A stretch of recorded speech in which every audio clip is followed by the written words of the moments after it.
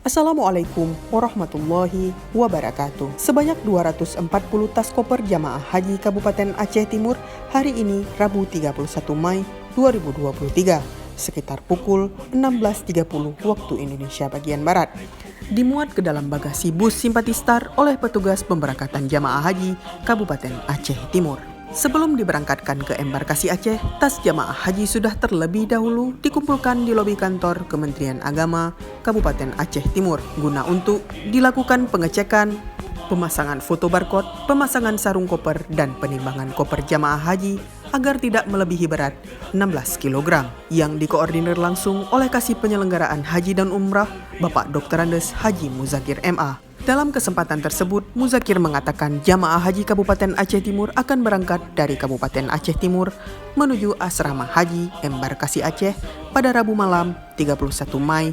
2023 sekitar pukul 22.00 waktu Indonesia bagian Barat. Dijadwalkan pelepasan dilakukan oleh PJ Bupati Kabupaten Aceh Timur Bapak Insinyur Mahyudin MSI di Masjid Agung Darussalihin Kecamatan Idiraya.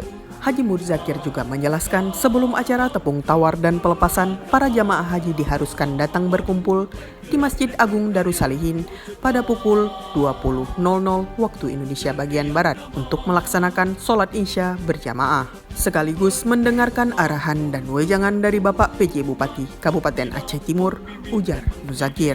Lebih lanjut, Muzakir menyebutkan jamaah haji Kabupaten Aceh Timur akan masuk Asrama Haji Embarkasi Aceh pada tanggal 1 Juni 2023 sekitar pukul 08.00 waktu Indonesia bagian Barat dan akan terbang ke Tanah Suci esok harinya pada 02 Juni 2023 sekitar pukul 04.25 waktu Indonesia bagian Barat melalui Bandara Sim Blang Bintang, Kabupaten Aceh Besar.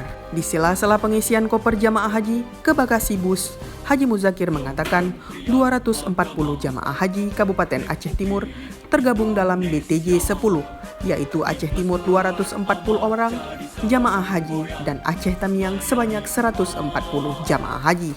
Dari Kabupaten Aceh Timur, Dara Syaharafuna SPD dan Irfan Esosi, Humas Kantor Kementerian Agama Kabupaten Aceh Timur, melaporkan.